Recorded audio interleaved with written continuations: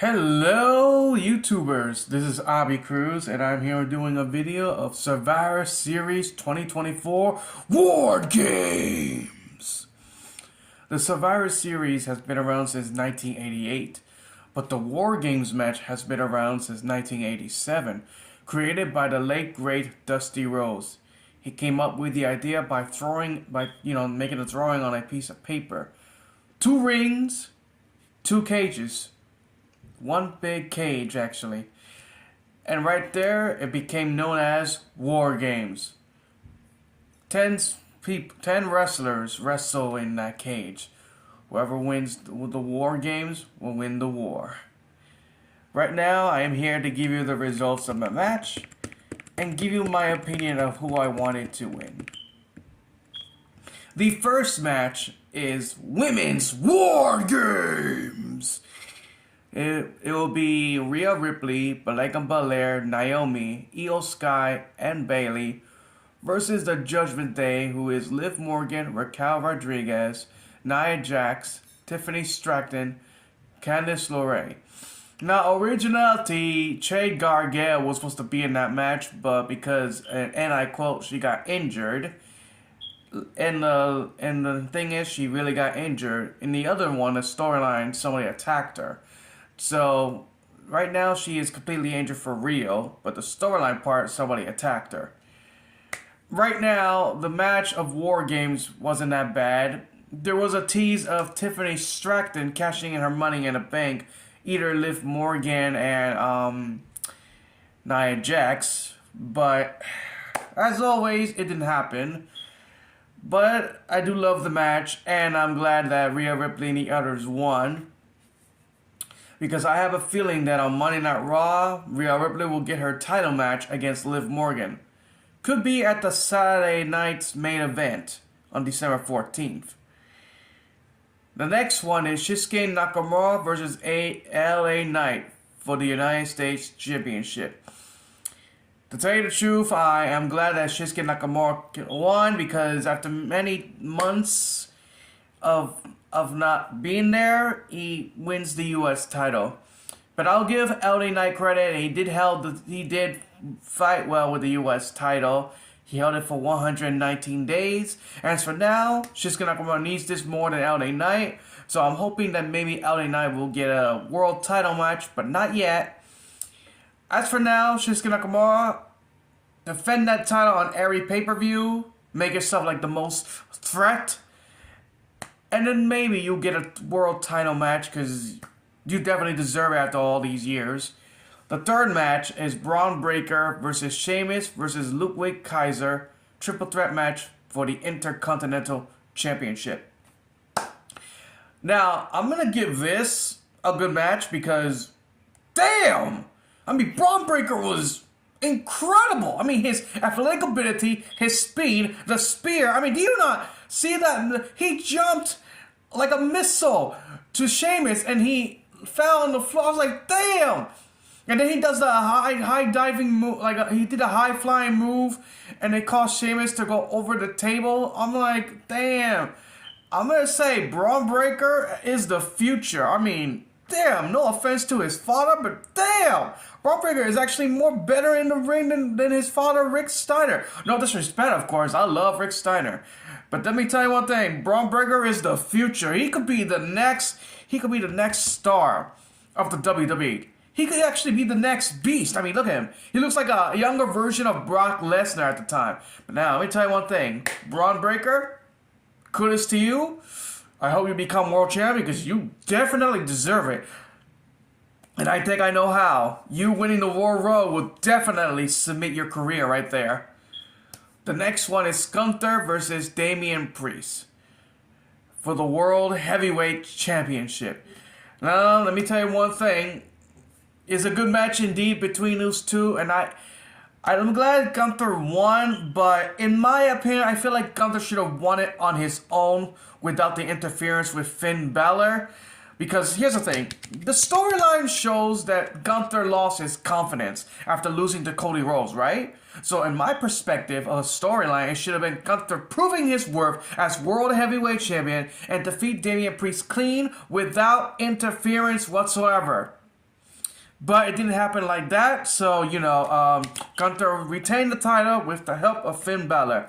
I was hoping that Gunther will actually win without the help with anybody, because how are you going to prove yourself that you earn the right to be World Heavyweight Champion if you cannot defeat an opponent like Damian Priest clean without the help of anyone interfering?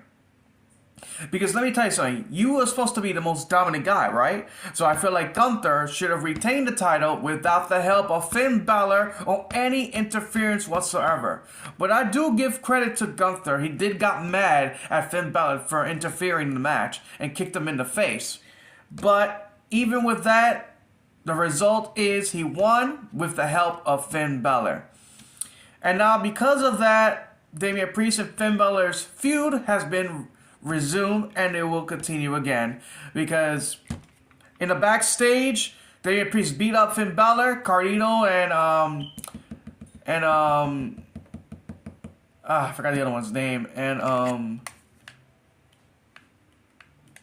hold on for a second, let me just go to the Judgment Day, and I just forgot his name. Wow. Hold on, let me just go to the Judgment Day and remember the member's name. The member. Oh right, JD McGuff. Why the heck did I forget about that? The thing is, yes, Finn Balor was getting beat up by Damian Priest, Carlito, and JD McGuff interfere. They were beating up backstage, beat him up. They used a steel chair to hit him in the shoulder. So in a storyline, he got injured. I don't know if it's a real legitimate injury, but the feud with Damian Priest and Finn Balor will continue. So I have a feeling that the Saturday night's main event, it will be Finn Balor versus Damian Priest. Now, the next match is Men's War Games. It will be the Bloodline, Silver War, 2 Bloodline members, the OG Bloodline versus the New G Bloodline, Roman Reigns and the Usos, and Sami Zayn. And the 5th member of the team, CM Punk. Now, there were a tease that maybe Seth Rollins could be the one, but in his opinion, he never wants to work with Roman Reigns and, never again. And then there was another tease that it could be Cody Rhodes, but Cody Rhodes is busy feuding with Kevin Owens, so CM Punk is the 5th member of the team.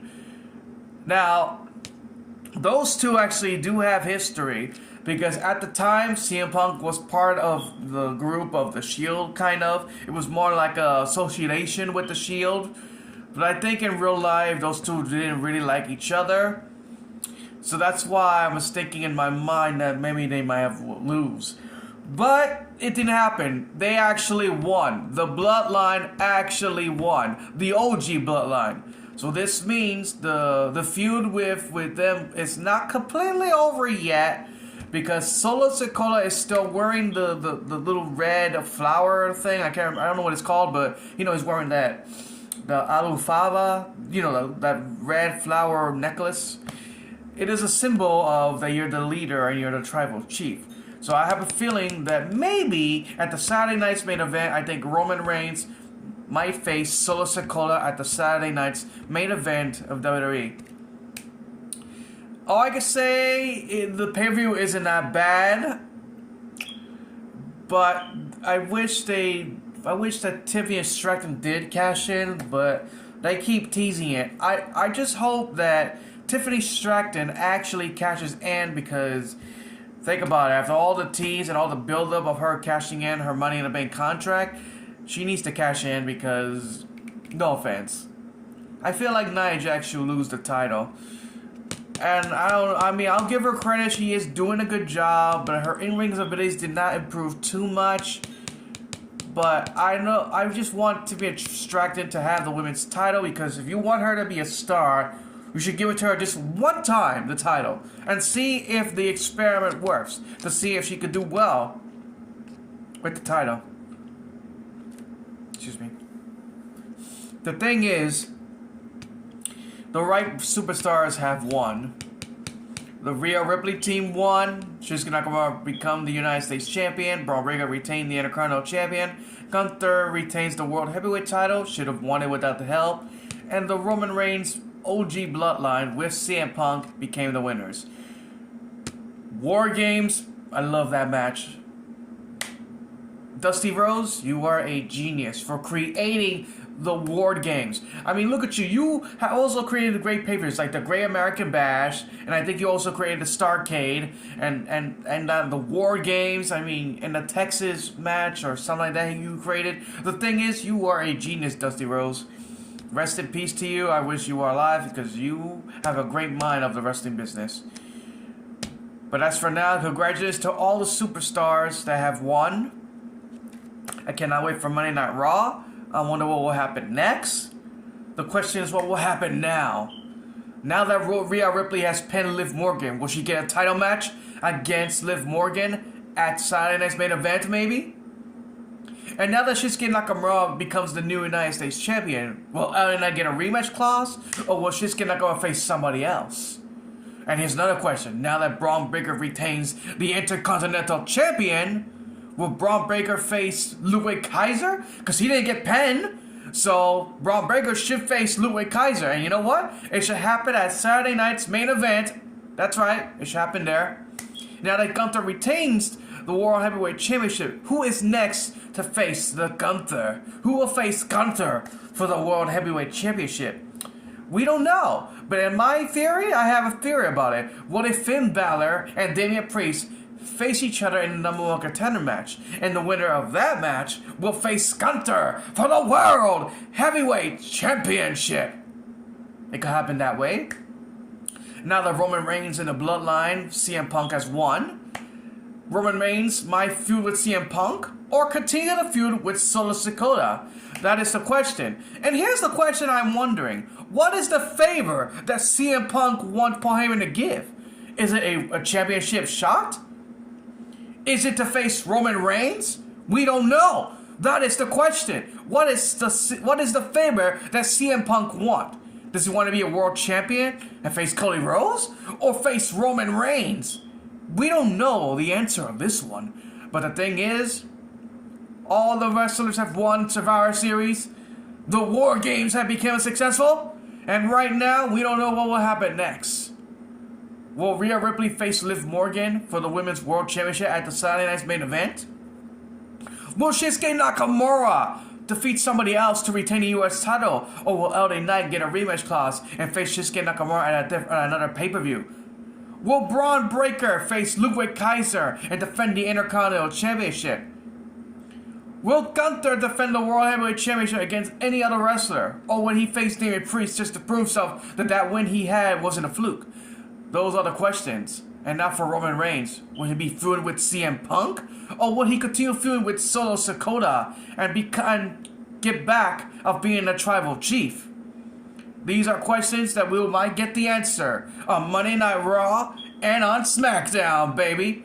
And speaking of Monday Night Raw, Netflix will be Raw's new home. On January 6th, Netflix will be officially be with Raw. That means Raw will no longer be with the USA Network. Raw will be with Netflix. So that means get your Netflix, subscribe to Netflix, and get to watch Raw, baby. And now for this moment on, for SmackDown, I think it will continue to be with the USA Network, of course. And the Raw will be with the new network, Netflix. And NXT is on CW. And Peacock, the NXT will no longer be on Peacock. Disappointed with that one because I do like to watch some old NXT episodes. I was trying to catch up to all 2012, but as always, they always have to switch up to different networks. But here's what I was thinking. If you're going to put Raw on Netflix, they put all the shows, Raw, SmackDown, NXT, ECW Hardcore, ECW TNN, put all the shows on Netflix. And I know they're going to put it as international, but put it for the US as well. Because if you're going to put WWE on Netflix, then put all the shows on Netflix. Put all WWE on Netflix. Because hello, if you're gonna get rid of some shows on Peacock, then put all the shows on Netflix. Because hello, if we're going to watch WWE shows, then put it on one streaming service and stop We're getting rid of the shows that I'm trying to watch here. Because seriously, you keep switching too much on networks. First, Raw was on USA, then it went to TNN, then it went back to USA, then it went now you're going to Netflix. Like, what the heck is going on here? And then SmackDown. First you were UPN, then you went to CW, then you went to My 9, then you went to Sci-Fi, and then you went to Fox. And now you're in USA. Make up your mind! Seriously! You move network to network too much! I mean, how are people gonna have to focus on watching Raw and SmackDown if you keep switching network to network to network? It's kind of annoying. It's like switching to different streaming service after streaming service. I mean, come on! Stick to one streaming service and leave it! Stop switching just because you want to make a deal of cash! But as for now, War Games was great. It wasn't too bad. But as for now, I hope Tiffany Stratton becomes women's champion. I hope Gunther defends his world title against somebody, or maybe Damian Priest, depending on the situation. And I hope Roman Reigns will face Solo Sikoa to get the Ua Faba, the necklace back.